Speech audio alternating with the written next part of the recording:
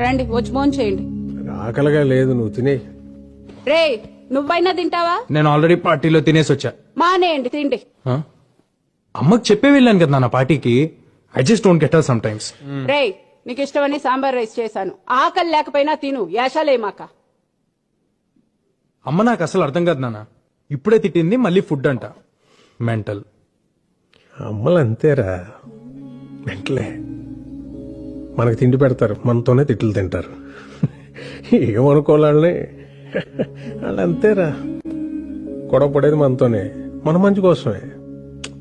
మనం దాన్ని చేదస్తాం అనుకుంటాం, వాళ్ళు దాని బాధ్యత అనుకుంటారు.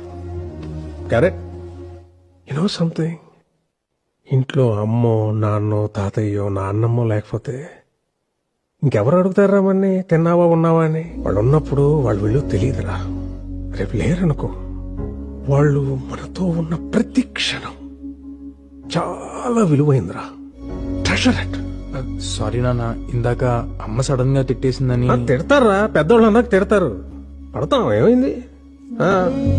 ఈగో ఎందుకు మనకి? అన్నది మనోళ్లేగా, మన కోసమేగా. వాళ్ళు ఉన్నంత వరకేరా. వాళ్ళ చిన్న పిల్లలు, వాళ్ళు పోతే మన బాల్యం కూడా వాళ్ళతో తీసుకుపోతారా.